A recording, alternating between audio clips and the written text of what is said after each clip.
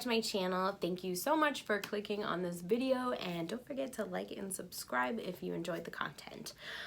As you may know from my previous video, there's been a lot going on, so I haven't been producing so much content lately. So I'm gonna kind of cram in March as much as I can to catch up to where we are in the year, because I missed for January and February.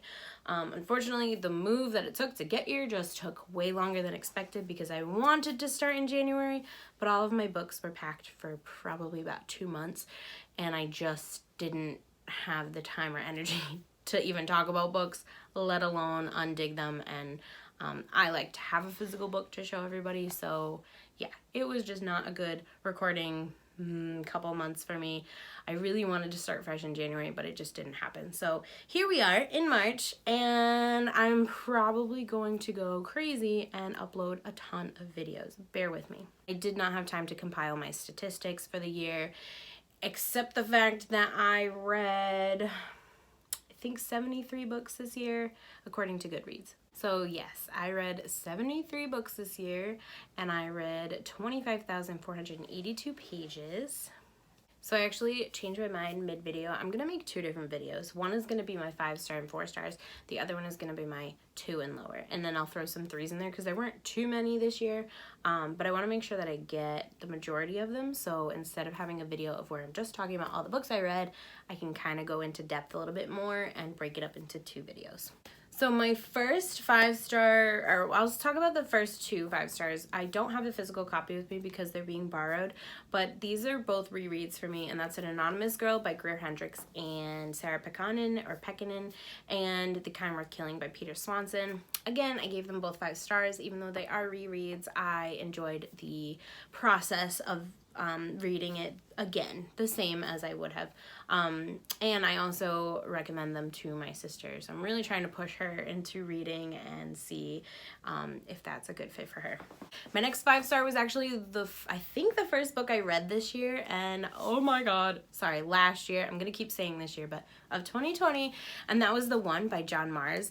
I'm sure this is like old news to most people on BookTube, but this book was so good. It was told from, I think, 5 different perspectives, and it was a story about this test that has been developed that takes your DNA and matches it to your perfect match, or your, the one. And so each person has a very different story, and each one is super, super interesting. So it's definitely a page turner. I read it super quick, and it was very intriguing, and I loved where each story went. And I love that about John Marrs, because I also read The Passengers by John Marrs, and this one I liked a little bit less than The One, but it had the same kind of thing where there were several different stories, I think about 5, and there was that sci-fi element to it. It was self-driving cars. I want to say I gave a 4-star because I wasn't as into it as I was with this one. I highly recommend this if you haven't already read it. It's the thriller meets the sci-fi thing, which normally I wouldn't be interested in, but this John Marrs did an excellent job. The next 5-star read I'm going to talk about is The Last Time I Saw You by Constantine. For those of you who don't know, The Last Mrs. Parrish is one of my favorite thrillers of all time, probably my top favorite thriller of all time. So I couldn't help but pick them up. They're an instant buy author for me. This one was very, I wouldn't say different. It had much of the same tone as The Last Mrs. Parrish, but it was a different take, or a total different story. It was about a woman who just lost her mother, and her long lost friend comes back into the picture and kind of like helps her through the grieving process. But then things start to get a little weird. Her mother was, I think she was murdered. That's what they think, and so Kate, the main character, she thinks she's being stalked, and there's some weird things going on. So yeah, it's kind of just a creepy story, and when you find out at the end like what was really going on, it's a bit of a plot twist. I wouldn't say like super shocking like The Last Mrs. Parrish, if that's how you thought that one was, but it definitely had the same kind of elements to it. The next 5-star I'm going to talk about is actually Not very popular from what I'm seeing on BookTube, but that's The Arrangement by Robin Harding. I'm not exactly sure why I like this book so much, but I did. I really, really enjoyed it. And that it's about a young woman who's trying to make it in the world by herself, and she's struggling, and she's in New York City. She's a student, and her friend that she like takes a class with or something has her over her house one day, and it's this gorgeous apartment, very luxurious, and she's like, how do you afford this while you're a full-time student? And she kind of introduces her to the world of sugar daddy, sugar babies. And at first, I can't even remember the main character's name, Natalie. At first, Natalie's not really up for it, because I think the first date she has was not very good, but when she meets the next man, she finds that she enjoys being a sugar baby. So I'm not gonna talk too much about it because I don't want to spoil anything, because there are some like, I guess, reveals in here that you don't want to know going into it, because it just kind of ruins the fun. So I won't say anything more, but I did really like it. I enjoyed the writing, and I thought it was a quick fast-paced read, page turner. And I really liked it, so it was 5 stars for me. The next one I want to talk about was the last book I read of the year, or second to last book I read of the year. And unfortunately I don't have it because it's being lent to my aunt, but it is called One to Watch, and that's by Kate Stayman London. Oh, I loved this book. I learned that I love books that have like reality TV show vibes. It's weird. This one is specifically about a woman who is plus size. She is very well known in the plus size industry, if that's what you want to call it, because she does a blog or vlog posts that she does all the time. And she talks a lot about appreciating your body and promoting that, self-acceptance and that kind of thing. So she's pretty well known in that field, and she writes, her and her friend are watching like a bachelorette show, and she writes this long post on her blog about how all of the women that they pick to be contestants on this show are all the same uniform. They don't have plus size models. They don't have cultural diversity. They don't have really any difference other than your typical standard supermodel type, which I totally agree with. And so she wrote this post, and it went viral, and the new producer of the show reached out to her and was like, we want you to be the next bachelorette. I can't remember what they called it, but it was like the main squeeze, I think is what it was called. So they wanted her to be the next main squeeze, and so she would date a bunch of men, and she agreed as long as they would make it a diverse group of men. And so you kind of just go through the story with her and go through the whole bachelorette experience, which is super, super fun for me. I loved it. I would love to read more books like this if you have any suggestions, because I've only read one other one, and that was One to Watch by Lauren Barnhold, but that was in my high school days, so I can't really remember it too well. But I loved this book, you guys. 5 stars, hands down. I recommend it to all of my friends, and it was overall just a great way to end the year. So now we're at the tippity top of my list, my absolute favorites of the year, and that is The Dream Daughter by Diane Chamberlain, which is about time travel / historical fiction, about a woman who's about to lose her baby because of the lack of technology that they have in the 50s, 60s, I can't really remember.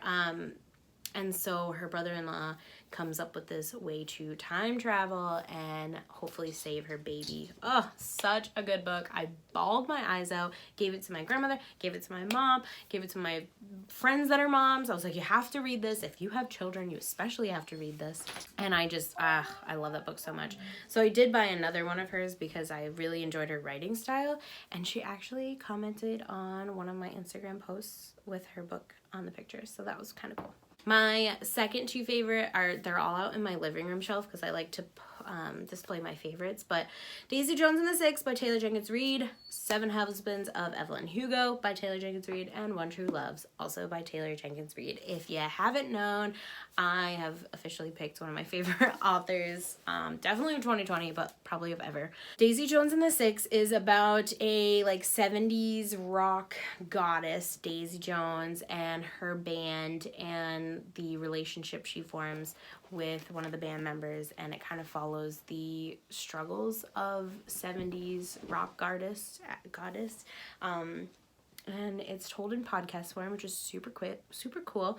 I highly suggest the audiobook to read along with it, but I would definitely read them together in tandem, because the audiobook is amazing, and the book itself is amazing, and just together you get the whole experience. And I cannot wait to reread this book. And then Seven Husbands of Evelyn Hugo, another historical fiction love story between, well, Evelyn Hugo and her 7 husbands, and we get to learn about each one of them and then who her true love is after all. And it's told by Evelyn Hugo in past, she speaks about it in past tense. And then we travel back in time, I think, when she was in those relationships. So it's in like an interview style, and it's just, oh my God, so good. Also cried. I cried in Daisy Jones too, but whatever, I'm a crier. The last one I read for the Romance-a-thon, that's One True Loves by Taylor Jenkins Reid, and this one was about a woman whose husband dies in the beginning of the book, and you go through the grieving process with her, and then she eventually tries to move on, meets another man, gets engaged, and her husband comes back, the one that passed away. And so it's a bit of a love triangle, not in the way you would expect, I think, but also very, very sad. I was crying so hard during this book. If you want to see it, look at my Romance-a-thon vlog and you will see the ugly cries. My next 5-star that is my top favorite of the year is The Female of the Species by Minnie Mcginnis. This is a contemporary YA novel. Oh my gosh, this is so bad. It's one of my favorite books and I can't even remember. But it's about a girl named Alex who is kind of like a modern day, or like a vigilante in her day in high school. She takes on the pains and troubles of other people and usually handles them in violence, but she's kind of a badass in that way. I really, really loved her, and I love this book. I always suggest this, even though it's YA contemporary, it didn't feel like a YA contemporary. She has been through way too much for her young years, and yeah, it's just really good, and the ending's really, really good. Some other honorable mentions are The Hate You Give by Angie Thomas, The Unhoneymooners by Christina Lauren, Maybe Someday by Colleen Hoover, Big Little Lies by Leanne Moriarty, I can never say her name right, Know My Name by Chanel Miller, Eleanor and Park by Rainbow Rowell, super cute. Read it for the Romance-a-thon, as well as Starry Eyes by Jen Bennett. And those are my top of 2020. So thank you guys so much for watching. I hope you enjoyed this video as always, and please let me know if you agree with any of my comments on these books, and if you don't agree, that's fine too. And if you can think of any suggestions or book recommendations in comparison to the ones that I've talked about are my favorite, definitely list those below. I would love to hear them. Thank you again for watching, and I will see you next time. Bye!